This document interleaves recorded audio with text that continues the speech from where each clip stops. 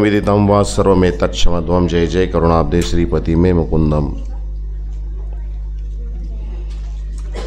दत्त अवतारोत्सव दिनिमित्त साजरा होत असलेला हा सप्ताह आणि या सप्त्याच्या 6व्या दिवशी साजरा होत असलेलं हे सत्र दत्तवर्दी आराध्य संस्थान श्रीकृष्ण मंदिर भुसावळ नामाचे 10 ठाय प्रकरण आहे।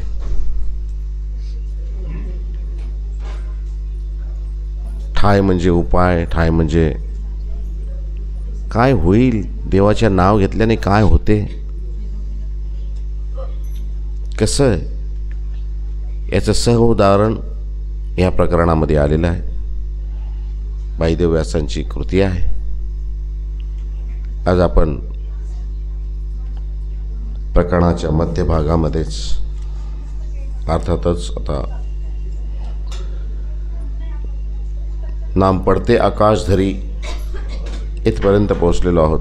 कालच्या सत्रामध्ये आपण तरी नाम वाजत वारा धरी, जोराचा वारा वाहतो तेव्हा माणसाला एक भीती वाटते। वादळ पाहिल्यानंतर किंवा वातेचा तो आवरण आहे, अथवा कधी कधी पृथ्वीवर कमी दाबाचा पट्टा निर्माण झाल्यानंतर एक वावटळ तयार होते। वावटळ तयार झाल्यानंतर आपल्याला भीती वाटते त्याची। लहानपणी सांगितलं जायचं की त्या वावटळाच्या जवळ गेलं की ती वावटळ माणसाला घेऊन उडते। आहे तेवढी ताकदही असते त्या वाऱ्यामध्ये। वारा असेल, पाणी असेल, अग्नी असेल, हे अत्यंत भयानक ताकदवर वस्तू आहे। दिसत नाही परंतु यांची ताकद भयानक असते। जर पाणी कुठं बारीकशी सांड जरी असली त्याच्यामध्ये शिरले तर संपूर्ण आपली वाट बनवता ते संपूर्ण एक मोठ्या एखाद्या पाण्याच्या जलाशयामध्ये त्याचं रूपांतर होऊ शकतं। अमेरिकेमध्ये एक ॲमेझॉन नदी आहे। 2 पाषाणामधून कुठून तरी बारीक एक थेंब पाणी पडते। सातत्य आहे त्या पाण्याच्या पडण्यामध्ये। दर 7 सेकंदाला एक थेंब पडते। त्या थेंबातून नदी निर्माण झालेली आहे। सगळ्यात मोठी नदी ॲमेझॉन नदी आहे। सातत्य आहे त्याच्यामध्ये पाण्याचा प्रवाह। तसं वारा जे आहे, वाजत वारा धरी, वारा ज्यावेळेस वाहतो एक भीती वाटते। उपलक्षणे ही एक उपमा आहे। वाहणारा वारा, जर असं वाहणारा वाऱ्याची भीती जर वाटत असेल आणि तेव्हा देवाचं नाव जर आपल्या मुखामध्ये असेल तर ती आपली भीती निघून जाते। आपल्यापर्यंत ते वारं जे आहे किंवा त्रास जे आहे, विघ्न जे आहे ते आपल्यापर्यंत पोहोचत नाही। डोमेग्रामी साधाचे लिळेचे न्याय, स्वामींनी अभय दिलेला आहे। साधांना सांगितलं, न भियाहो साधेव, येथून तुम्हावरी वाजत वारा धरी जाईल। घाबरू नका, आम्ही आहोत ना, मैं हूं ना। मी असल्यानंतर काय भीती आहे तुम्हाला? असं एखाद्या लहान मुलाला आपण हातामध्ये घेतो आणि त्याला असे हवेमध्ये उडवतो।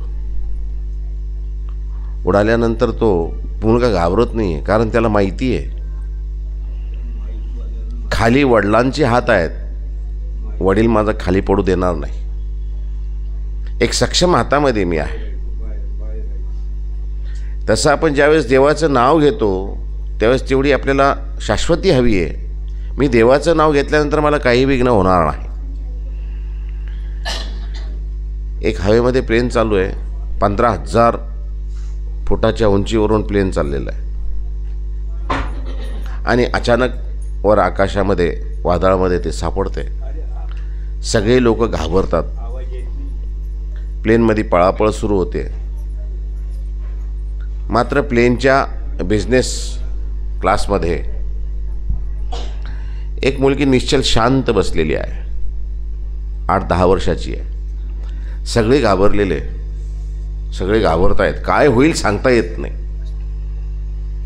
मोठमोठाली माणसं आहे त्याच्यामध्ये, पण ती मुलगी अगदी निश्चल शांत आहे. थोड्या वेळानंतर ते प्लेन व्यवस्थित शांत होते, व्यवस्थित स्थिर होते. सगळे आपल्या जागेवर बसतात. कुजबूज सुरू होते. कशी घाबरलो होतो नाही आपण. काही झालं असतं तर खाली पडलो असतो, 15,000 फुटावरून खाली जर पडलो असतो आकाशातून, आपलं काही शिल्लक राहिलं नसतं. कोणी म्हणतो हो मी खूप खूप घाबरलो होतो, मला तर घामच फुटला होता. पण या सगळ्या वातावरणामध्ये ती मुलगी शांत बसलेली आहे. त्या मुलीजवळ ते शेजारी म्हणतो, का हो इतकं सगळं झालं, सगळे घाबरले, तू अगदी निश्चळ बसून राहिली, तुला भीती नाही वाटली? ती पुन्हा तिनं हास्य केलं. ती म्हणली नाही, मला अजिबात भीती नाही वाटली. ती म्हणाली का भीती नाही वाटली? ती म्हणाली जी प्लेन उडवणार ते ना, जी प्लेन उडवत आहे ते माझे पप्पा आहे. मला माझ्या बाबावर भरोसा आहे, माझ्या वडिलावर भरोसा आहे. काही होऊ शकत नाही मला. त्यांची एवढी जी त्यांनी तपस्या केलेली आहे, कोणालाच काही होऊ देणार नाही. ते एवढी शाश्वती असावी लागते, हवी आहे.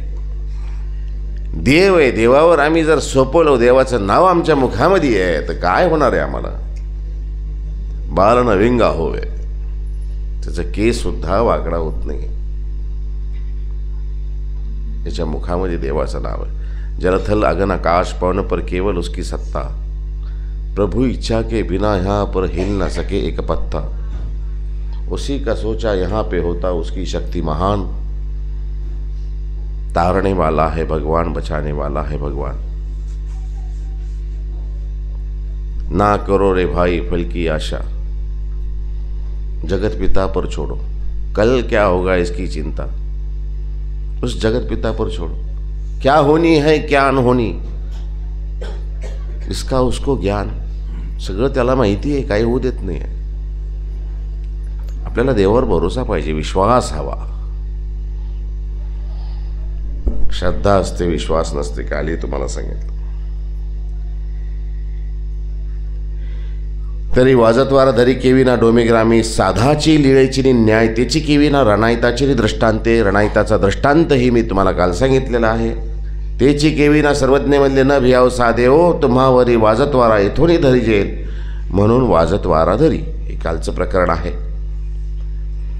तरी नाम पडते आकाश धरी.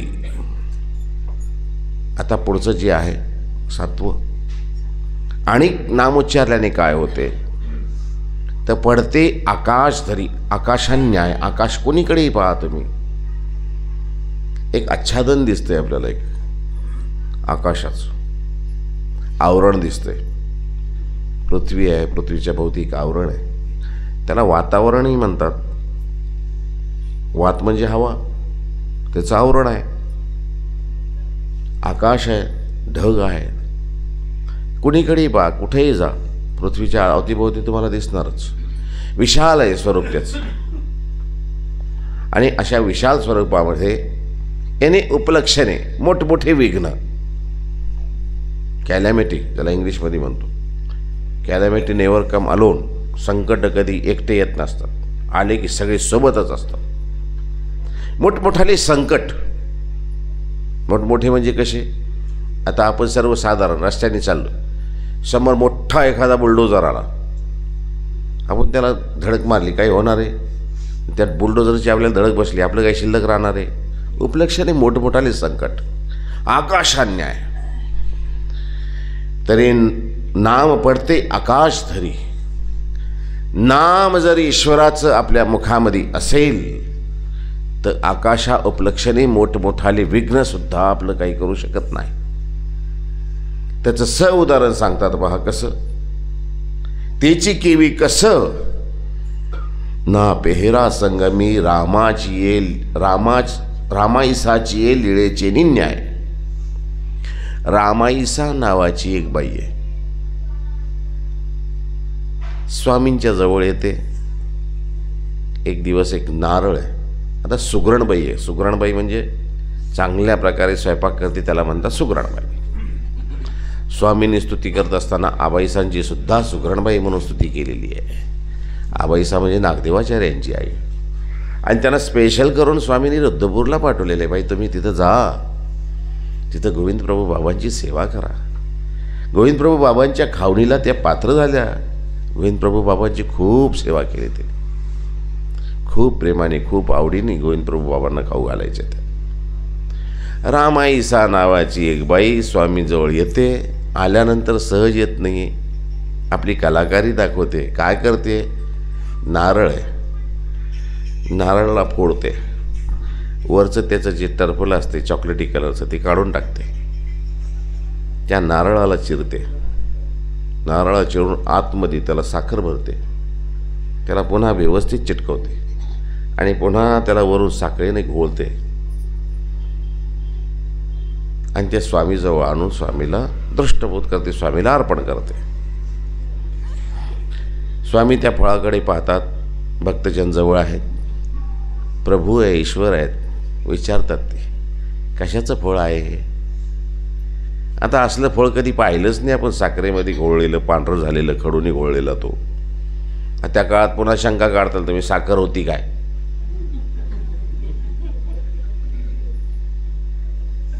साखर नसेल, खडूमध्ये घोळलेला असेल, पण पांढरा शुभ्र दिसत होता. आता पांढरा शुभ्र फळ फार कमी असतोय. पांढरे कुठं फळ असतात? पिवळे आहेत, लाल आहेत, नारंगी आहेत, पांढरे फळं नाही आहेत. आणि ते बी असं गुडगुटीत गोल, असं कसं आहे? पहिली गोष्ट ती ही, आपल्याला नारळच निघत नाही.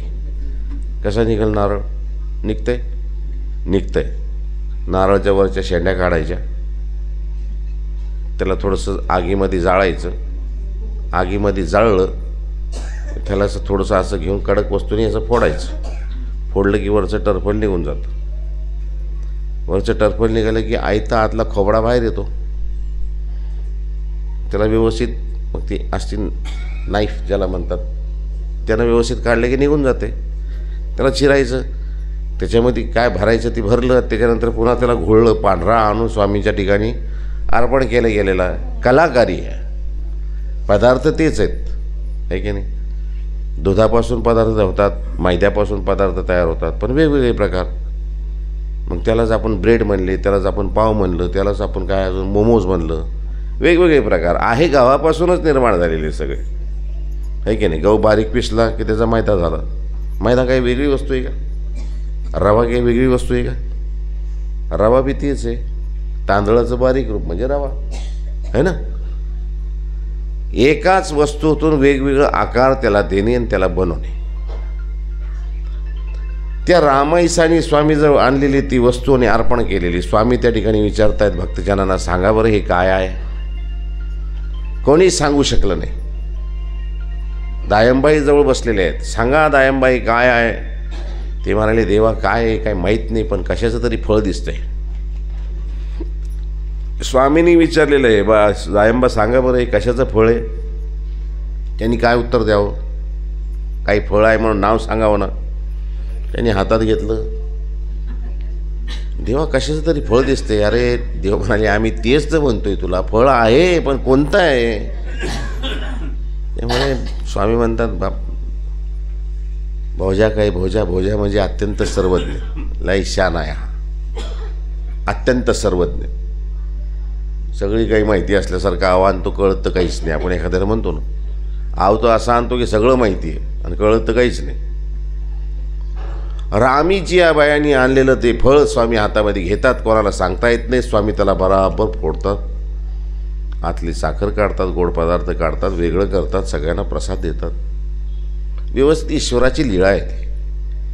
केल्यानंतर त्या ठिकाणी ज्या रामीच्या बाई असतात ते म्हणतात, देवा आम्हाला आपल्याजवळ राहायचं आहे. स्वामी म्हणाले, बाई येणं जाणं गोष्ट वेगळी आहे, इथं आम्ही राहू देत नाही. महिलांना तर राहायची परवानगीच नव्हती. आमच्या स्वामींजवळ महिलांना कुठं राहायची परवानगी होती? तरुणावस्थेमध्ये असलेली उमाईसा महादाईसा लांब स्वामीपासून लांब गुंफेमध्ये राहायच्या, बाईसाजवळ असायच्या. वयस्कर बाईसा होत्या, वय होतं एक आईच्या आजीच्या वयामध्ये असलेल्या त्या. स्वामींची मूर्त 25-27 भीतरी दिसे ऐसी वय. अत्यंत सुकुमार असे स्वामी, 25-27 वर्षाची मूर्त स्वामींची. जवळच बाईसा असायची, पायथ्याशी बसलेली, झोपलेली. स्वामींचं ओट्यावर आसन असायचं. खाकरले की बाईसा उठून बसायच्या, लगेच पादत्राण स्वामींच्या, वाहना स्वामींच्या श्री चरणात घालायच्या. पालवानी अगदी एक आई काय आपल्या जीवाला, आई काय मुलाला जीव लावेल इतकं जीव बाईसा स्वामींना लावायच्या. रामीच्या बाईयांचं राहायचं म्हणलं की स्वामींनी सांगितले असं राहता येत नाही आहे. एक भक्तजन होते त्या ठिकाणी, ते म्हणाले बाबा राहू द्या, चांगली बाई आहे. स्वामी म्हणाले चांगली आहे, सगळ्या गोष्टी आहेत, पण इथं राहू देत नाही आम्ही, इथं राहता तुम्हाला येणार नाही. रामीच्या बाईया लिळेचे न्याय तेची केवी ना दंदियाचे नि दृष्टांते. दंदिया म्हणजे एकाचा कोणाचा लोकांचा देणदार आहे. तो दंदियाचा दृष्टांत असा आहे की एक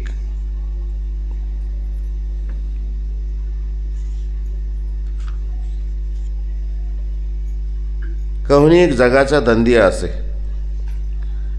तया ते मारिती म्हणून भेने त्रसला, सदर्था बळियासी बळियाचे पाठीरी गे. मग तयाची वास कवनाही पाहू नये, ते तया ते राखत असते. तो मनिया दाढी तेवेळी आपले अंगरके सरीसे दे, ना तोची होणी जरी बाहेरी निघे, तरी सुरीवर घेती, रामेश्वरास अलंगावरी घेती, पोट फाडून दगड भरीती. असा हा दृष्टांत आहे.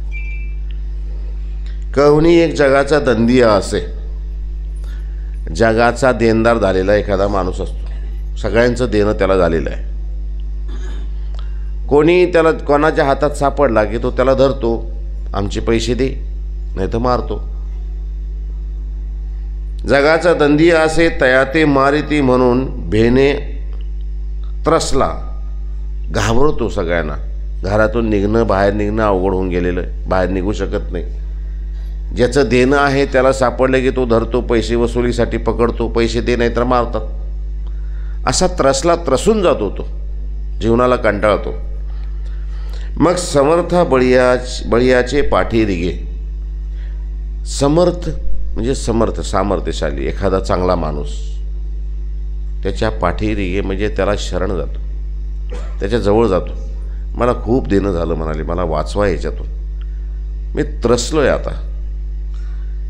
मग तयासी वास कवनाही पाहू नये. एखाद्या दंडेल माणसाच्या जवळ गेल्यानंतर बाकीचे लोक त्याला त्रास देणं कमी करतात, कारण त्याची भीती असते.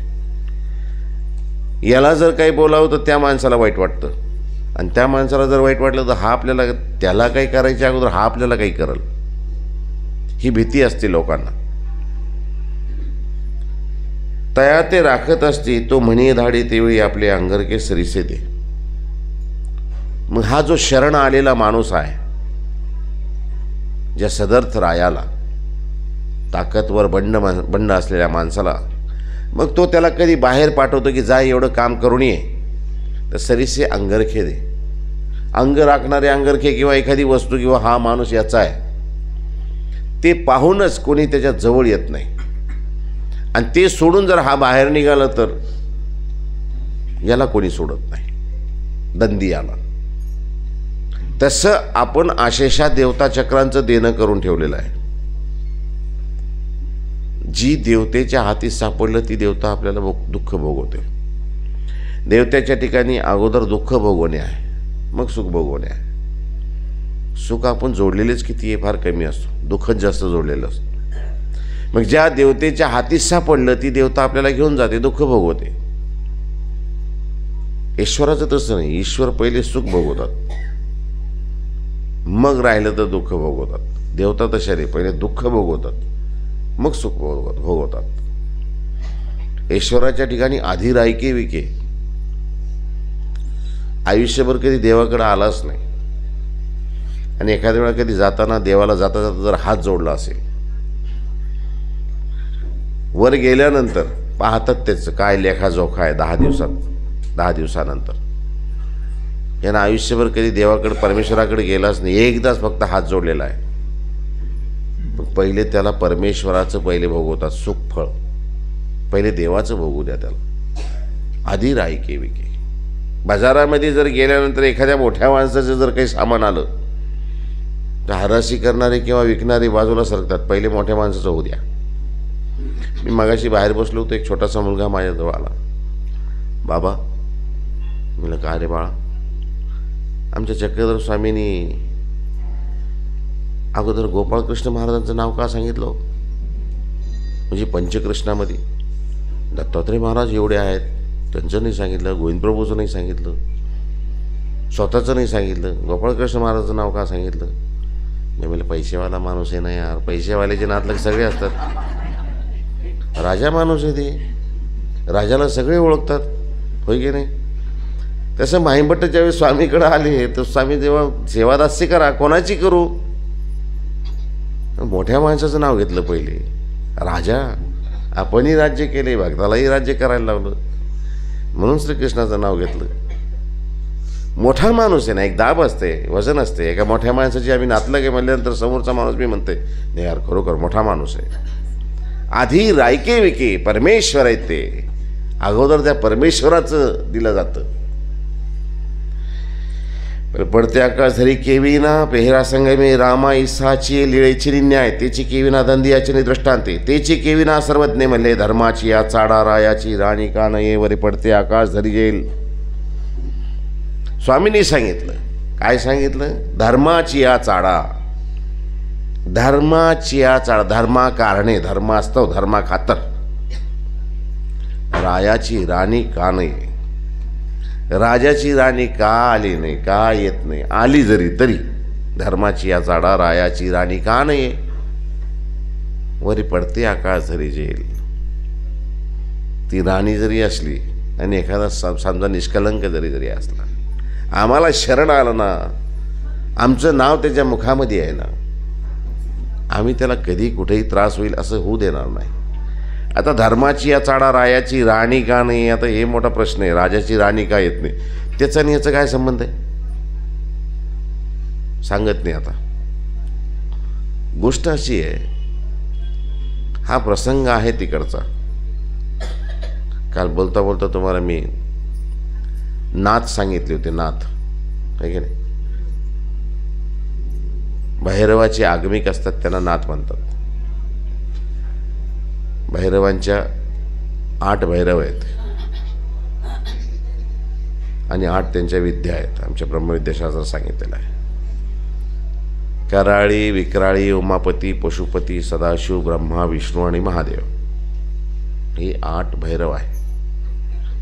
पहिलं भैरवाचं स्वरूप कुठं आहे तुम्हाला हे माहिती आहे का? कर्मभूमी, अष्टदेवनी, अंतराल, स्वर्ग, स्वर्गानंतर कैलास वैकुंठ, कैलास वैकुंठानंतर क्षीराब्दी शेषनारायण, शेषनारायण नंतर मग अष्टभैरव.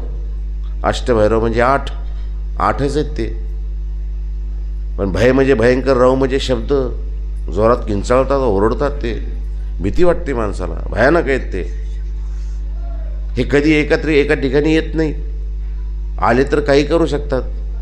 अहंकारी येते, अभिमानी येते, फार अहंकारी असतात. त्यांची फळी डोक्यानंतर त्यांना खूप अहंकार असतो, त्या फळ्यांचा अभिमानी येते, ते फळ्यांचा अभिमान असतो त्यांना. सृष्टी करते ते, संहारी ते, सृष्टीची रचनाही करू शकतात, संहारी करू शकतात, इतकी ताकद त्यांच्यामध्ये आहे. ही 8 भैरव स्वरूप जे आहे त्या ठिकाणी हे 8 गंडिका शिळा आहे. असे गंडिका शिळा म्हणजे अशा गोल शिळा ठेवलेल्या आहे 8, त्याच्यावरती बसतात. बसताना बी कशी बसतात ते तुम्ही ते हे पाहिले का, कंगारू किंवा ते बसताना असे एकमेकाकडे पाठ करून बसतात. त्यांचा बसण्याचा उद्देश वेगळा असतो की कोणत्याही दिशेतून जरी कोणी आलं तर त्यांना दिसलं पाहिजे की संकट येऊन राहिले. तसं हे भैरवसुद्धा एकमेकाकडे असे पाठ करून बसतात, असं एकमेकाकडे तोंड करून बसत नाही. चांडाळ चौकडी म्हणतो किंवा भैरव प्रकरण म्हणतो आपण. ते भैरव प्रकरण म्हणजे हे कधी एकत्र येत नाही, एकमेकाशी संवाद करत नाही, बोलत नाहीत ते. हां, यांचे फळीये जर दुखवली, यांना जर त्रास झाला तर मग हे एकत्र येतात, मग सृष्टीचा संहारी करू शकतात आणि रचनाही करू शकतात. एवढी ताकद यांच्यामध्ये आहे. तर हे कराळी, विक्राळी, पशुपती, ब्रह्मा, विष्णू, महादेव हे 8 आहे. यांच्या 8 विद्या आहे. त्याचं नाव आहे नाद, बिंदू, कळा, ज्योती, लो, अवस्था, आनंद आणि आवेश. हे 8 भैरव, 8 भैरवांच्या 8 विद्या. यांचं जे साधन आहे त्याला आगम म्हणतात. आगमाचं नाव आहे स्वच्छंद ललित मंथान भैरव आद आणि काद. आपण नुसतं म्हणतो आगम निगम तेरा भेद न पावे, देवाची आरती म्हणतात दत्तात्रय महाराजांच्या. आणि आगम म्हणजे हे 8, आगम म्हणजे हे 4 आगम आहे साधन. जसे त्यांची ती ग्रंथ आहे, पुस्तक आहे, ते स्वच्छंद ललित नावाचं 1, मंथान भैरव नावाचं 2, आद नावाचं 3 आणि काद नावाचं 4, हे आगम. निगम म्हणजे बृहत, निगत, रथातर आणि अंगिरा, हे 4 निगम आहे. ईश्वराच्या ज्या लीळा आहेत किंवा ईश्वराचे जे कर्तृत्व आहे, ईश्वर जे आहे, तुझं नेती नेती म्हणती गोविंदू रे. गोपाळकृष्ण महाराजांच्या लीळा पाहिल्यानंतर वेदाने सुद्धा कानावर हात ठेवलं. तुझं नेती नेती म्हणती गोविंदू रे, तुला आम्ही ओळखू शकलं नाही. तेरी लीला का न पाया कोई पार की लीला तेरी तू ही जाने. हे जे आहे आगमिक, हे आगमिक ज्यावेळेस आगम आचरण करत असतात. आता हे आगम केव्हा होते, कुठं घडते? कलियुगामध्ये तर घडू शकत नाही. द्वापर युगामध्ये ते म्हणाले तिथं होते थोडीशी, पण द्वापर युगामध्ये, कलियुगामध्ये 100 वर्ष आयुष्य आहे माणसाचं. द्वापर युगामध्ये 1000 वर्षाचं आयुष्य आहे. त्रेतायुगामध्ये 10,000 वर्षाचं आयुष्य आहे. आणि कृतयुगामध्ये 1,00,000 वर्षाचं आयुष्य आहे. आता हे आगम आचरण करत असताना त्याला 1000 वर्षाचं आयुष्य लागतं. आता द्वापर युगामध्ये जन्मल्या तर तुला लगेच जाईल असं तर होत नाही. पण द्वापर युगामध्ये बी सुरुवातीला काही काळ थोडंसं घडतंय. मग आगम कुठं घडतात? हे फक्त त्रेतायुगामध्येच घडतात. मग त्रेतायुगाला त्रेतायुग का म्हणायचं? कृत्य म्हणजे केलेलं, मायेने केलं म्हणजे कृतयुग. त्रेत म्हणजे 3 देवतांची सत्ता त्या ठिकाणी आहे की नाही. द्वापर म्हणजे दोन्हीच्या अलीकडं, आणि कली म्हणजे आकळीले सत्या, ते त्रेतामध्ये घडतंय. मग हे आगम आचरत असताना काय होतं? आगम 4 प्रकारचे, स्वच्छंद ललित मंथान भैरव आद काद. आगम आचरत असताना ज्यावेळेस हा सुरुवात करतो माणूस, तर याला काय आगम आचरत काय करावं लागतंय? तर मेढशिंगीचं पात्र घ्यावं लागतंय. मेढशिंगी नावाचं एक झाड आहे, वृक्ष आहे. त्याचं जे हलकं राहतं लाकूड, जसं देवदाराचं वृक्ष लाकूड हलकं राहतंय, कठीण राहतंय, पण पाण्यामध्ये टाकल्यानंतर जहाज वगैरे त्याचे बनतात. तसं मेढशिंगी नावाचं एक वृक्ष आहे, त्याचं एक पात्र आहे. ते मेढशिंगीचं पात्र आणि त्याच्यामध्ये कन्या आणि आजाद दुग्ध हे त्याच्यामध्ये टाकावं लागतं. हा माणूस म्हणजे हा ज्यावेळेस तो साधक जो आहे तो साधना करत असताना, हे साधना करतो, भिक्षा मागतो त्या मेढशिंगीच्या पात्रामध्ये, ते कन्या खातो, आजाद दुग्ध म्हणजे मेंढीच्या दुधामध्ये. आणि जेवण झाल्यानंतर ते आपल्या साणीवर आपण चंदन घासतो. ती साण पाहिली तुम्ही कधी? त्याच्यावर अशी घासली जाते. ती एकदा असं घासतो. ती जसं ते घासलं त्याने, ते मेढशिंगीचं पात्र घासल्यामुळं हलकं राहतं, ते कमी होतं. जसं जसं ते रोज घासत जातो तसं ते कमी होत जातं. कमी होता होता होता जसं पात्र कमी होईल तसं याचं आहार कमी होऊन जातो. आहार कमी झाल्यानंतर एक दिवस अशी अवस्था येऊन जाते का हा निराहारी होऊन जातो. याला आहार घ्यायचं कारणच राहत नाही. निराहारी झाल्यानंतर मग याला 4 सिद्ध्या बांधल्या जातात: लाली, लुली, धुती आणि तुंबी. लाली म्हणजे याचं संपूर्ण शरीर लाल होऊन जातं. लुली म्हणजे याच्या अंगामध्ये असं हाड राहत नाही. आपलं हे असे हाड टाईट आहे, कशामुळं? हाड असल्यामुळं. पण त्याचं लुली होऊन जातं. असं कोणीकडे असं दाबलं केलं तरी होऊन जातं. धुती म्हणजे तो आपल्या आतड्या बाहेर काढू शकतो आणि त्याला धुवू शकतो. आणि तुंबी म्हणजे तो असं इतका हलका होऊन जातो, जसं भोपळा राहतो ना, पाण्यावर तरंगतो, तसा हा पाण्यावर तरंगायला लागतो. लाली, लुली, धुती आणि तुंबी ह्या 4 अवस्था त्या साधकाला येऊन जातात. मग याच्यामध्ये स्वामींनी सांगितलंय की ह्या आचरण असताना याला अजून 4 सिद्ध्या बांधल्या जातात. कोणत्या? वज्रोळी, आम्रोळी, सिद्धोळी, दिव्योळी. या 4 ओळी नाथाची या कलियुगी वज्रोळी आमरोळी आती पर सिद्धवळी दिव्यवळी नाही, असं वचन आहे. वज्रोळी म्हणजे शरीर वज्रासारखे कठीण होणे. एखाद्या वज्रावर तुम्ही काही मारलं तर ते फुटतं तुटतं का? नाही. कच्चं असेल तर त्याच्या ठिकऱ्या उडतात, बाकी तुटत नाही फुटत नाही. वज्रोळी वज्राचं शरीर. आमरोळी म्हणजे अमर होऊन जातो. वज्रोळी आमरोळी अमर. सिद्धवळी म्हणजे अनेक सिद्ध्या याच्यामध्ये बांधल्या जातात. आणि दिव्यवळी म्हणजे याचं शरीर दिव्य दीप्तायमान होऊन जातो, प्रकाशतो. अशा 4 सिद्ध्या याला बांधल्या जातात. लुईपाईचं चरित्र आलेलं आहे एक आमच्या लीळाचरित्र ग्रंथामध्ये. लुईपाईच्या चरित्रामध्ये हे आलेलं आहे सगळं. कसं कसं सिद्ध्या बांधल्या जातात, कसं कसं होत होते. लुईपाई नावाची एक सिद्धी आहे, साधक आहेत ते. आता कुठे उकरड्यावर बसतात, खातात पितात. एक दिवस राजाची स्वारी येते. आता ते प्रधानाचे गुरु असतात. प्रधान उतरतो खाली, त्यांचे पाय पडतो. राजा हसायला लागतो. अरे असला कसला गुरु रे तुझा, कोणाला गुरु बनवतो काय? राजा हसायला लागतो. लुईपाई उकरड्यावर असतात. ते लुईपाई म्हणतात, ए हसू नको. अरे तू हसला तर तूच हसला, मी जर हसायला लागलो तुला तर पाय कसं होईल? अरे भाई तुझ्याकडून काय होणार आहे? काय होत नाही तुझ्याकडून. तेव्हा पाहायचं आहे का तुला? लुईपाईने त्यांच्याकडे पाहिलं, लुईपाई हसले.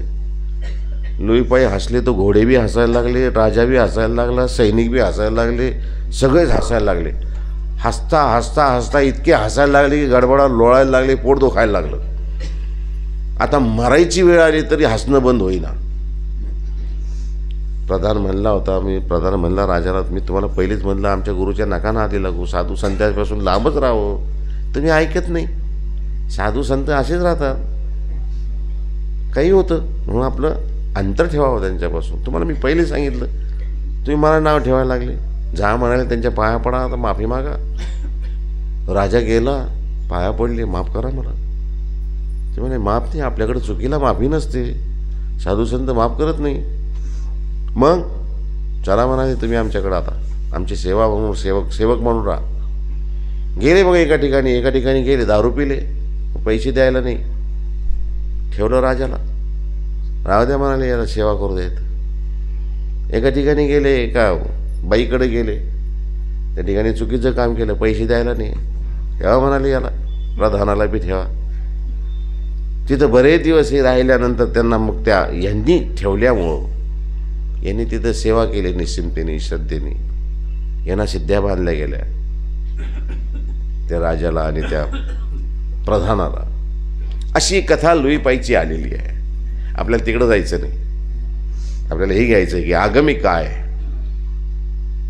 रायाची राणी का नाही वर पडते आकाश धरी जेल, याचा आपण तुम्हाला खुलासा करूया. मग ह्या 4 ओळी सिद्धी बांधल्या जातात. वज्रोळी आमरोळी सिद्धोळी दिव्यवळी या 4 ओळी नाथाच्या नवनाथाच्या आहे. कलियुगी वज्रोळी आमरोळी येते. कलियुगामध्ये वज्रोळी वज्रासारखं शरीर होतंय. आमरोळी होती, आमरोळी होऊ शकते, पण दिव्यवळी सिद्धवळी नाही. अनेक सिद्ध्या बांधणे किंवा दिव्य दीप्तायमान शरीर होणे असं होत नाही आहे. आता हे चरित्र आहे, याचा संबंध लावा तिकडं ते औंढा नागनाथाशी. त्या ठिकाणी एक दिवस मच्छिंद्रनाथ, गोरखनाथ आहे ना, कानिफनाथ, हे नवनाथ म्हणतात त्यांना. एक दिवस त्या ठिकाणी एक नाथ गेले. मुलं खेळत होते त्या ठिकाणी. ते नाथ आले, कमरेला असं त्यांनी एक वस्त्र बांधलेलं होतं. त्या टायमाला काय साधेसुधे वस्त्र, साधी माणसं होते, दिसायलाही साधे. ते पोरं खेळतायत मंदिराजवळ, परळी वैजनाथच्या मंदिराजवळची घटना. पोरांना तिथे ते पोरांजवळ गेले आणि त्यांना विचारलं, अरे हे रस्ता कोणीकडे चालला आहे? ती म्हणाले हे अमक्या गावाकडे चाललं आहे. म्हणे हा रस्ता कोणीकडे चालला आहे? म्हणे हे अमक्या गावाकडे चाललं आहे. बरं. मग यातला एक पोरगा हुशार होता, गाव आम्हाला नुसतं नाव विचारता रस्त्याचं, इथं आमचा देव आहे, त्याला हात जोडा ना. परळी वैजनाथचं हात जोडा ना त्याला. तर जे माणूस होता, जे रस्ता विचारत होता, म्हणजे आगमिक आपल्या हिशोबाने, ते म्हणाले, अरे तुमच्या देवाला आमचा नमस्कार जमत नाही, तुमचा देव आमचा नमस्कार घेत नाही. हे म्हणे, कसं काय घेत नाही? करा म्हणजे जोडून तर पहा, कसं काय घेत नाही आमचा देव तुमचा नमस्कार? ते म्हणाले, नको, आग्रह नको करू. नाही नाही, तुम्ही आपलं काही सांगता म्हणजे तुम्हाला तुमची देवावर श्रद्धाच नाही, तुम्ही देवाला मानत नाही. जोडा हात. देव येतो, त्याला कोणी हात जोडला तरी ते कोणाचाही नमस्कार घेतो, तो चोराचाही घेतो, सावकाराचाही घेतो, सगळ्याचा घेतो तो. जोडा तुम्ही हात. ते म्हणे, पाय बाबा, तू म्हणतो तो जातो आता. गेले तिथं, त्या पिंडीजवळ उभे राहिले, जय देवा हात जोडले. आता जय देवा हात जोडल्याबरोबर ते पिंडीचे 2 तुकडे झाले आणि त्याच्यातून व्हायला लागलं रक्त. रक्ताचा पाठचं पाठ व्हायला लागलं. ते रक्त व्हायला लागलं की त्या पोराने पाहिलं. अरे ते म्हणाले, हे काय झालं? अरे ते म्हणे, हे काय केलं तुम्ही? ते म्हणे, मी कुठं काय केलं? तुम्ही म्हणे हात जोडा. ते मी हात जोडले. मी तुम्हाला पहिले सांगितलं होतं आमचं नमस्कार यांना जमत नाही, तर मी ऐकलं नाही. मग ती म्हणे, बाबा असं नका करू, याचा काहीतरी उपाय करा. मग त्याने ते पट्टा काढला कमरेचा आणि त्या पिंडीला बांधून टाकला. रक्त वाहत राहिलं. ते सगळ्या गावामध्ये ती चिवचिव झाली की असं असं झालं आणि त्या पिंडीतून रक्त व्हायला लागलं. त्या ठिकाणी अजून एक आले आगमिक. अरे ती मग त्या दोघांची भेट झाली. अरे कहाँ जा रही हो, कुठं चालले तुम्ही? अरे ते म्हणाले, काय आता काय म्हणाले ते, परळी भेदिया सोरठी भेदन जायो. ते म्हणाले, कोण आहे तुम्ही, काय आहे? ते म्हणाले, ओळखलं नाही का तुम्ही? आम्हाला ओळखलं नाही. ते म्हणाले, नाही ओळखलं आम्ही. त्यांनी तलवार काढली, खडगन त्यांच्या अंगावर मारली. जशी मारली की त्यांच्या अंगावरचे असे ठिकरे उडाले. ते म्हणाले, अरे अरे अरे पिंडू कच्चा आहे म्हणाले, अजून पक्क झालं नाही. कारण पक्का जर झाला असता तर काहीच झालं नसतं. तुम्हाला मारल्यानंतर ठिकऱ्या उडल्या म्हणजे कच्चं आहे. अजून सिद्धी तुमची जी राहिली ती बांधल्या गेलेली ती कच्ची आहे. म्हणाले, मग अरे हे असे भेदाभेदी करण्यापेक्षा तर तुम्ही हे वेरूळ या ठिकाणी जा. आणि वेरूळला गेल्यानंतर त्या ठिकाणी क्षेपणिकांनी म्हणजे जैनांनी वेदाचं उत्थापन केलेलं आहे, वेद उचकून टाकलेले आहेत. जा म्हणाले, त्याची पुनर्स्थापना करा. मग त्यांची आज्ञा घेऊन हे जे आहे आदंडीनाथ, आता हे ज्यांनी मारलं ते गोरखनाथ, ज्यांना मारलं ते आदंडीनाथ. आदंडीनाथ कुठे आले तर हे वेरूळला आले. त्या ठिकाणी आता कुठं थांबावं तर त्या ठिकाणचे राजे जे होते ते राजांचं एक फार्म हाऊस होतं. पण त्या काळामध्ये पाऊसच पडला नाही, म्हणून फार्म हाऊसमध्ये झाडं तर सगळे होते, फुलाचे झाडं होते, फळाचे झाडं होते, पण कशालाच हिरवापणा नव्हता, फळी येत नव्हते आणि फुलं येत नव्हते. मग हे आगमिक त्या ठिकाणी आले. कुठं थांबावं तर त्या राजाच्या फार्म हाऊसमध्ये जागा त्यांना बरी वाटली. ते म्हणाले, आता इथं थांबू. आता त्या फार्म हाऊसमधलं रोजचं जे आहे शेत आहे, त्या शेतामधलं रोज फळ फूल जे असेल ते राजाच्या घरी जायचं दरबारामध्ये. आता राजा हाही आगमिकाची त्यांच्या गुरूंची भक्ती करायचा. आगमिकांची म्हणजे त्यांच्या गुरूंची भक्ती करायचा. आणि त्यांची राजाची राणी जी होती तेही त्यांची भक्ती करायची. आता ज्यावेळेस हे आदंडीनाथ त्या ठिकाणी पोहोचले त्यावेळेस तिथं सगळं दुष्काळ होता. पण यांनी जसं पाय ठेवलं त्या शेतामध्ये फार्म हाऊसमध्ये, त्या आटलेल्या विहिरीला पाणी आलं. पाणी आल्यामुळं ते हिरवगार सगळं झालं, शेत बी हिरवगार झालं, झाडाझुडाला पाळी फुटले, पालवा फुटला, फळं यायला लागले. आता तिथं जे राखण करणार होते ते राखण करणारे शुष्क पडलेल्या शेतामध्ये काही नेत नव्हते, पण आता फुलं यायला लागले म्हणून ते फूळ वगैरे सगळे राजाच्या दरबारामध्ये घेऊन जायला लागले.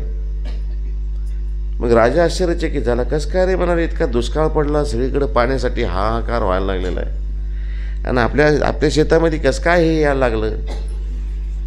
ते म्हणाले, राजा दुष्काळ तर सगळीकडेच आहे. ते बागवान जे होते, माळीकार जे शेत सांभाळत होते, ते म्हणाले, राजा दुष्काळ तर सगळीकडेच आहे म्हणाले, परंतु आपल्या शेतामध्ये कोणतरी येऊन एक साधू आलेले आहेत. जेव्हापासून ते साधू आले ना म्हणाले, तेव्हापासून हा सगळा परिवर्तन झालेला आहे. विहिरीला पाणी आलं, पालवी फुटली, फलफुली यायला लागले. इतकंच नाही, आता आंबे फक्त उन्हाळ्यामध्ये येतात, पण हे गेल्यापासून हिवाळ्यामध्ये आंबे यायला लागले. त्यामुळे सगळं वेगळं झालं म्हणाले, वातावरण सगळं बदलून गेलं. आता राजाने काही लक्ष दिलं नाही, पण राजाची बायको होती ती हुशार होती. बाई हुशारच असते, बाया हुशारच असतात. त्यामुळे असं म्हणाले, कोणती तरी साधा गुरु नाही दिसत आहे, चला आपण त्यांच्या भेटीला जाऊ. भेटीला जायचं म्हणल्यावर आता पूर्वी काळामध्ये कसं होतं, नियम होता एक, जे पतीचा धर्म आहे तेच पत्नीचा धर्म असावा असं म्हणायचे. मग ती राणी म्हणली, यार आम्हाला त्यांचं दर्शन घ्यायचं आहे, त्यांना विचारा तुम्ही, आम्ही त्यांच्या दर्शनाला येऊ शकतो का. ते या ठिकाणी वाक्य आलेलं आहे. काय वाक्य आलेलं आहे ते, धर्माची या चाळा रायाची राणी का नाही. ही राणी आहे ती, त्या वेरूळची राणी. त्यानं विचारलं, तुमच्या त्या गुरूंना विचारा म्हणाले, ते आपल्या शेतात थांबलेले आहेत, त्यांना फार्म हाऊसवर जे आहेत, राणी येऊ इच्छिते तुमच्या दर्शनाला, यावं का.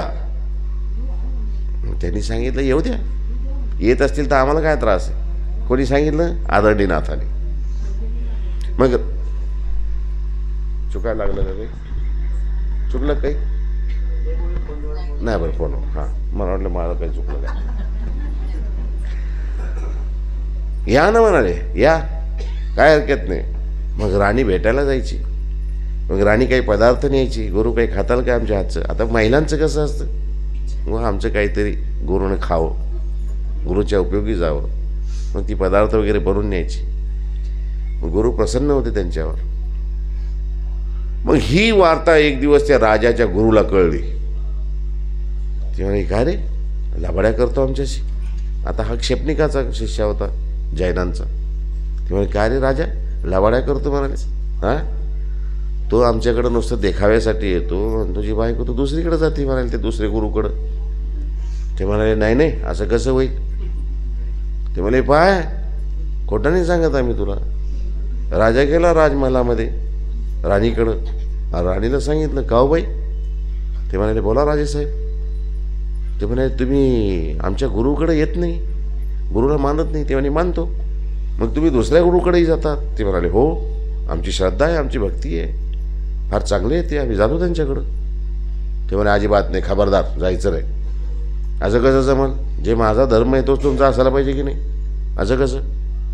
मग राणी म्हणली, तसं नाही, माझा नियम आहे, मी दररोज त्यांच्या दर्शनाला जाते, त्यांचं दर्शन घेते, त्यांचं चरणोदक घेते, तेव्हाच खाते पिते मी, नाही तर काही घेत नाही मी. राजा म्हणला, अजिबात नाही, अजिबात नाही, जायचं नाही म्हणजे नाही. राजाने लगेच त्यांच्या ते दरबारात लगेच बंधनं घातले त्यांना. ए म्हणाले, राणीला बाहेर निघू द्यायचं नाही. पाहू म्हणाले, बिगर खाता पिता किती दिवस राहते, अजिबात निघायचं नाही. आणि तुम्हाला फुल ऑर्डर आहे म्हणाले, राणी जर का बाहेर निघाली ओढून टाका म्हणाले, काय दुसरी आणू आपण, याला काय आपल्याकडे काय तोटा आहे, राजा आहे आपण. मग आता राणीनं बंधन घातल्यामुळं राणी घाबरली, घरातच आहे. आता बाहेर सैनिक तलवार घेऊन सगळे तयार आहे, काही झालं तर उडून टाकतील. राजा काही 24 तास बसणार नाही, राजाला कारभार पाहायचा आहे. मग आता 1 दिवस झालं, 2 दिवस झाले, खाणं नाही, पिणं नाही, काही नाही, काही नाही. गुरुकडं राणी येईना. गुरु विचार करायला लागला, आपली शिकेन कसं काही येईना. मग राणीने काय केलं, आपली सेविका होती, एक सेविकेला जायला सांगितलं, जा म्हणाले आमच्या गुरुला सांगून या, राजानं असा असा अत्याचार आमच्यावर मांडलाय म्हणाले. हो, 488ची केस करावी लागते त्यांच्यावर. आता हुंडाबळी हो म्हणाले, लय अन्याय करावा लागला. ते म्हणाले, हो. ती सेविका गेली त्या गुरुकडं. सेविकेने सांगितलं, मला राणीला यायचंय म्हणाले, खूप इच्छा आहे, 4 दिवस झाले खंड पडलाय, राणी खात नाही पित नाही, अशक्त झाली राणी. गुरु म्हणाले, अरे ती येत असतील तर येऊ दे ना, मग येऊ दे, कोण काय करतं पाहतोय मी. मग राणीकडे निरोप आला. राणी लगेच दुसऱ्या दिवशी खुश झाली, अरे गुरुची ऑर्डर आली, आता होऊ द्या म्हणाले, जे होईल ते होईल. दुसऱ्या दिवशी सकाळी उठली, राणी निघाली तयारी करून गुरुला भेटायला, सगळे पदार्थ वगैरे घेतले, निघाली. जशी बाहेर निघाली, दरवाजा खोलला, लोक तयार झाले की आता ऐकलं तर ठीक, नाही तर ओढून टाकू. राणी बाहेर निघाली, समोरून जायची, हातारच उचलत नव्हते, हातच उचलत नव्हता. गुरुमहिमा आहे. ह्या ठिकाणी इथं सांगायचं, धर्माची या चाडा रायाची राणी कान ये, वर पडते आकाश धरिजे. एखादा आगमिक जर आहे आणि त्या आगमिकाच्या मुळे जर राजाची राणी दर्शनाला येऊ शकते. आगमिकच आहेत नाही, अष्टभैरव आहे, त्यांचा तो साधक आहे. अरे आम्ही तर परमेश्वर आहे.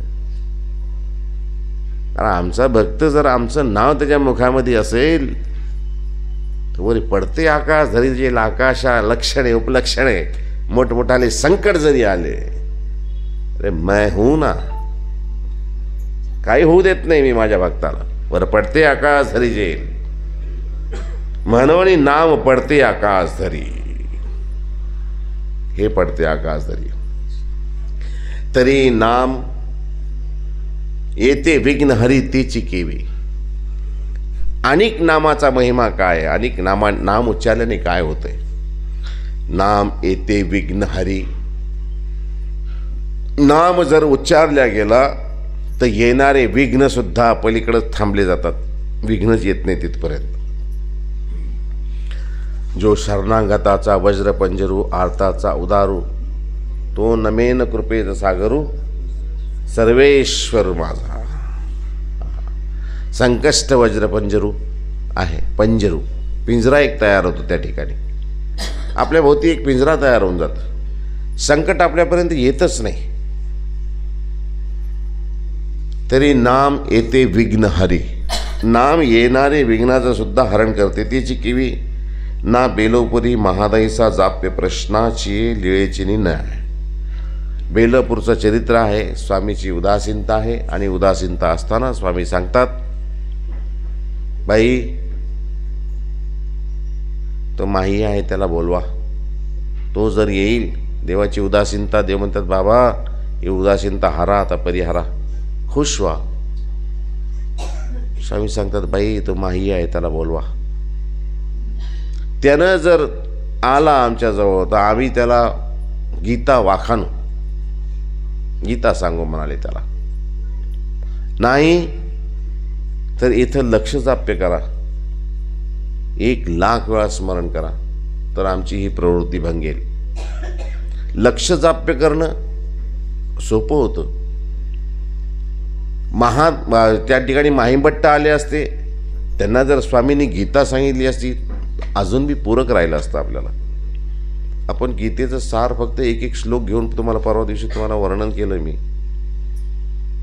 तर मला सुद्धा समजलं नाही का हा एवढं काय चाललंय, हो की नाही. इतकं इतकी गुह्यतम शास्त्र, इथं गुह्यात गुह्य शास्त्र आहे गीता. भगवद्गीता जर स्वामींच्या मुखातून जर वर्णिल्या गेली होती असती तर ब्रह्मविद्याशास्त्र आणि भगवद्गीता पहा म्हणाले कसं. आताही काही जे शास्त्र आहे आपलं, सगळी शास्त्र या शास्त्राची मिळते, पण एकावर नाही ना मिळेल. सगळ्या शास्त्राचा मथितार्थ आहे. स्वामी पैठणला आहेत, रस्त्याने चाललेले आहेत. पाठीमागून काही वॉलंटियर, काही विद्वान ब्राह्मण लोक मागून चेष्टा करतात, हे श्री चांगदेव राऊळ हे काय जाणती. स्वामी मागे वळाले, काय उत्तर दिलंय स्वामींनी. श्री चांगदेव राऊळ काही जाणती. अरे हे सकळ शास्त्राचा मथितार्थ जाणे, हे जीव अविद्येचा विभाग करू जाणे. तुम्हाला काय वाटले, इतकं सहज आहे काय. जीवचा अविद्येपासून विभाग करू जाणे, याला मुक्तीचा मार्ग दाखवू जाणे, मुक्त करू जाणे आवागमनातून. सगळ्या शास्त्राचा मथितार्थ जाणे. सगळ्या शास्त्राचा मथितार्थ या ब्रह्मविद्या शास्त्रामध्ये आहे. माहीमभट्टांना बोलवा, आम्ही या ठिकाणी गीता वाखाणू, त्यांना सांगू. त्यांना गीता सांगितली गेली 5250 वर्षापूर्वी एकाच अर्थाने. अर्जुना मोटिवेशन स्पीच, तयार हो युद्धासाठी. मी परमात्मा आहे, तू जीव आहे, हे प्रपंच आहे, हे देवता आहे. 5,500 त्याच्यावर टीका झाल्या. टीका म्हणजे ह्या ठिकाणी तुम्ही आम्ही करतो त्या टीका. टीका म्हणजे सपूर्तेने त्याच्यावर विश्लेषण केल्या गेले, तरी त्याच्यातला अर्थ अजून चालूच आहे. नवीन अर्थ काहीतरी नवीन नवीन निघतच राहते. तुम्ही लीळाचरित्र वाचा, एक वेळा वाचा, तुम्हाला काही वेळ वेगळीच वाटेल ती. दुसऱ्यांदा वाचा, अजून त्यातला अर्थ काही वेगळाच निघेल. तिसऱ्यांदा वाचा, अजून काही अर्थ वेगळाच निघेल. जितक्या वेळा वाचताल तुम्ही, परस्पर मथन करताल, घुसळण करताल, ते नवनीत जसं त्याच्यातून निघतच राहतं.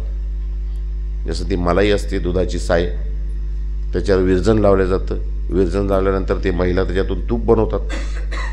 तूप बनवत असताना त्याचं मंथन केलं जातं. मंथन करत असताना जसं तुम्ही जितका घोळताल त्याच्यातून तेवढं नवनीत निघत राहतं. तसंच तुम्ही ज्या वेळेस त्या भगवान स्वामींच्या ह्या लीळा आहेत, चक्रधर स्वामींच्या लीळाचरित्र ग्रंथामध्ये वाचताल किंवा गीतेमध्ये तुम्ही वाखाणताल, पाहताल, प्रत्येक वेळा नवीन अर्थ. आता इतके वेळा आम्ही बी आता स्टेजवर उभं राहतो, बोलतो, पण मला आठवत नाही की मी ज्यावेळेस आज ह्या ठिकाणी बोललो ते काल बोललेलं पुन्हा शब्दशः तुम्ही इथं सांगा म्हणलं की मला सांगता येईल, अजिबात नाही. नवीन काहीतरी होतंय, नवीन काहीतरी अर्थ निघते. मग तुम्ही म्हणता बाबांनी रात्री तर हे सांगितलंच नाही. ते शास्त्रच तसं आहे, शास्त्रच तसं आहे. प्रत्येक वेळा काहीतरी नवीन त्याच्यातून अर्थ आपल्याला उमजतो, समजतो, सांगता येते. स्वामींनी ज्यावेळेस उदासीनता स्वीकार केलेली आहे ना, त्यावेळेस स्वामींनी सांगितलं, बाबा असं करा तुम्ही, त्या माहीम भट्टांना बोलवा, वाखाणी जाईल. आम्ही या ठिकाणी त्यांना गीता सांगू, वाखाणू आम्ही. काय इथं लक्ष जाप्य करा, 1,00,000 वेळा तुम्ही स्मरण करा. स्मरण कोणतं सांगितलेलं आहे? महादेशाने विचारलं, देवा कोणतं स्मरण करायचं आहे, काय आहे ते? तोपर्यंत तर काहीच नव्हतं ना. हे 5 नाम घ्या, उपदेश घ्या, असलं काय प्रकार होतं? हे तर स्वामींनी सांगितलं आहे माईभट्टांना की तिची सेवादास्य कीजिए, स्मरण कीजिए. कोणतं करावं? हे 5 नाम सांगितले, 5 अवतार सांगितले, चांगदेव भटाला सांगितले, घरी जाताल तर विसरू नका, 5 नाम घ्या. मग महादेशाने विचारलं, देवा कोणत्या नामाचं स्मरण करायला सांगताय तुम्ही, लक्ष जाप्य करा सांगता येतं? स्वामींनी सांगितलं, तो नाम जो पैठणला पांड्या स्वप्नी नाम स्वीकार का, मज दुष्ट स्वप्न भयापासो निरक्षावेजी.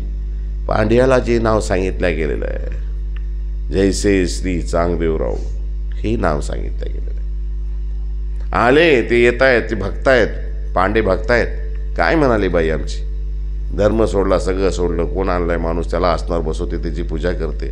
हंसराज भक्त आहेत. रात्री स्वप्न पडतं, स्वप्नामध्ये यमदूत येतात, मुदगुलं घेतलेले, मुदगुलं घेऊन मागं लागतात. अरे त्या देवाला असं बोलतोस, ओळखतोस का त्यांना, ते कोण आहे? ते म्हणाले, मी ओळखत नाही. नाही ओळखत? मुदगुलाचा फटका द्यायसाठी मागं लागतात. अरे हे श्री चांगदेवराव आहेत, पळतात मागं, स्वामीच्या मागं लागतात. स्वामी म्हणतात, जाऊ द्या बालक आहे, सोडा याला. नाही याला येऊ द्या म्हणाले, पुढं दाखवतो याला. यमदूत मी वाटच पाहिजे त्याची.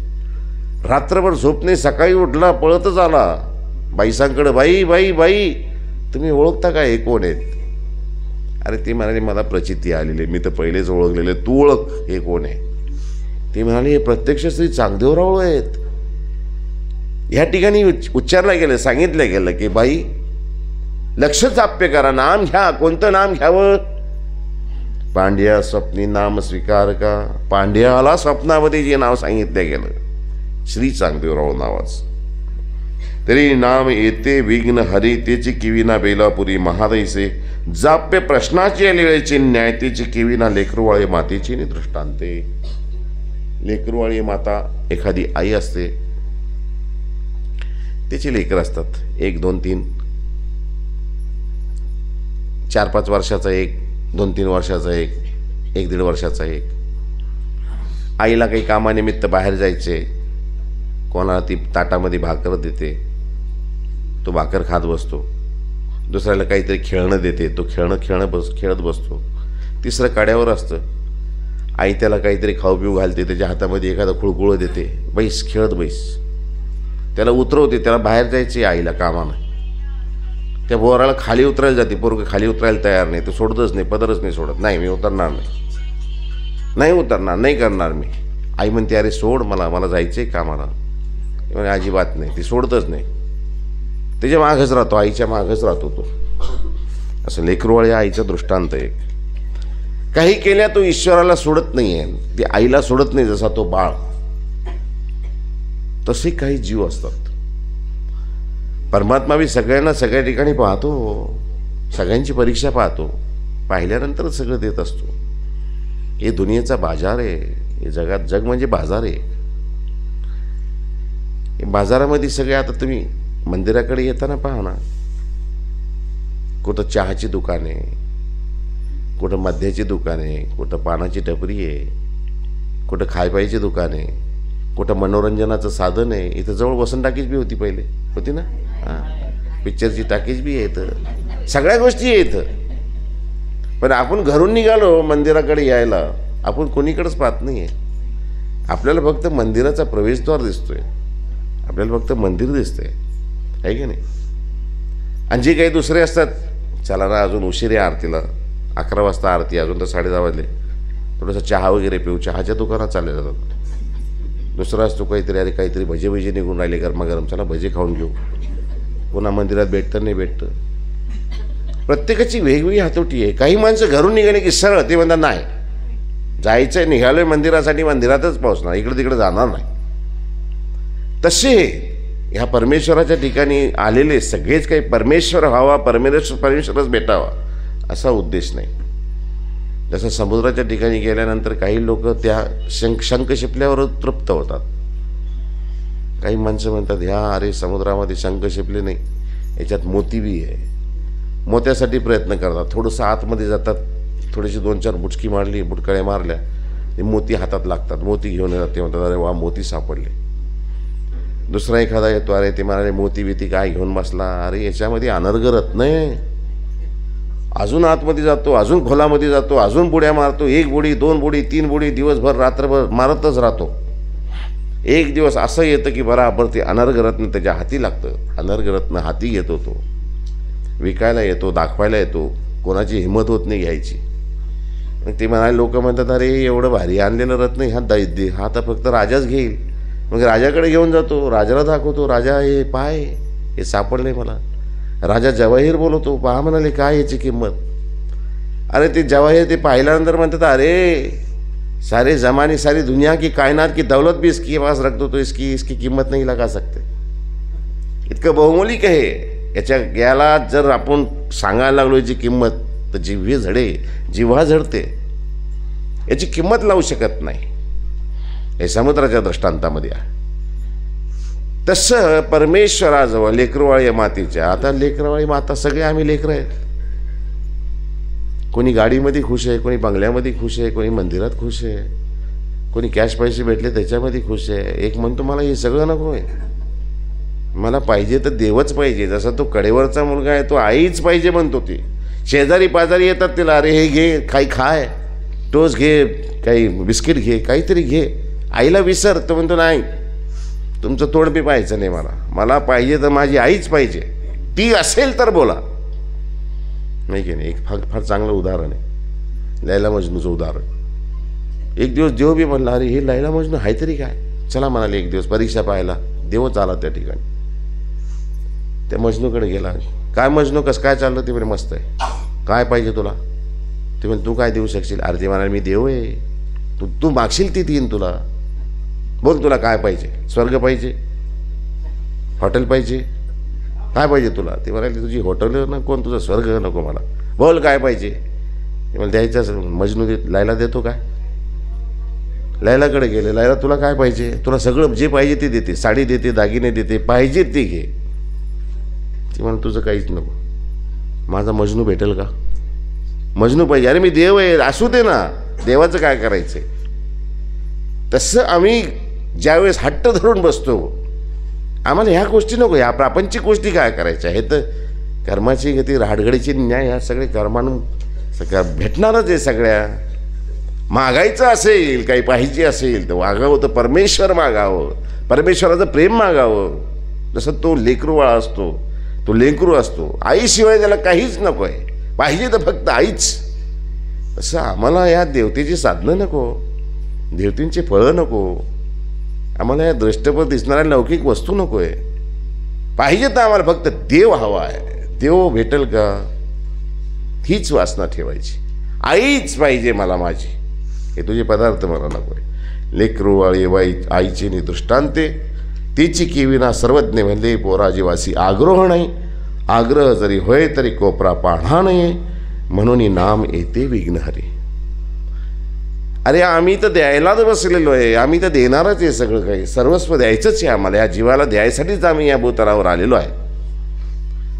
पण हा पोरगाच असा आहे, म्हणजे जीवच अशी आहे, जीवमतीच तशी आहे. कशी आहे? पोरा जीवाशी आग्रह नाही, आग्रह करून बसत नाही, धरणं धरून बसत नाही. हा मला देवच पाहिजे असं धरणं धरून बसणं, देव ही अपेक्षा करतात ना, याने धरणं धरून बसावं माझ्याजवळ. धरणं धरून बसलेले जगाचा सासुरवास आहे, सहन करते, देवाजवळ बसतेच ती, आणि देव त्याला देतोच. तसा पोरा जीवाशी आग्रह नाही, आग्रह करत नाही तो, देवा मला प्रेम पाहिजे. जर आग्रह असेल तर परमेश्वर ज्ञानियाशी प्रेम देते, ज्ञानियाला सुद्धा प्रेम दिलं जातं. या कोपरा पान्हा नाही आहे, कोपऱ्याला कधी पान्हा येतो काय? आपण म्हणतो काय कोपऱ्याला आपलं लावून दिलं गुळ, ते काय तोडी लागत नाही, चाटता येत नाही, खाता येत नाही असं म्हणतात, अशी म्हण आहे. हो, कोपरा पान्हा नाही आहे ही म्हण आहे. अरे कोपऱ्याला सुद्धा पाना फुटून स्तनालाच पाना फुटतो अशातला काही प्रकार नाही आहे. कोपऱ्याला सुद्धा तिथून सुद्धा दूध येऊ शकतं. फक्त म्हणावं देव मला पाहिजे, मला काही आवडत नाही, फक्त देव पाहिजे, देव माझा मी देवाचा. ऐशा काही होईल पोरा जीवा, परमेश्वर तर असूचलेले आहे. अशीच विचार करावं, जीवानं सांगावं की परमेश्वर माझा आहे आणि मी परमेश्वराचा आहे. बस का बाई?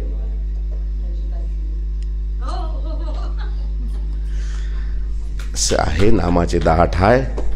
पोरा जीवाशी आग्रह नाही, आग्रह जरी होय ती परमेश्वर ज्ञानियाशी प्रेम देते. कोपरा पान्हा नाही आहे, कोपऱ्याला सुद्धा पाना येते. हे नामाचे 10 ठाय आहे. निश्चयात्मक ईश्वराजवळ धरणं धरून बसा, देव नक्कीच आपली सगळ्या मनोकामना पूर्ण करतील, इच्छा पूर्ण करतील. सर्वज्ञ श्री चक्रधर स्वामी की जय.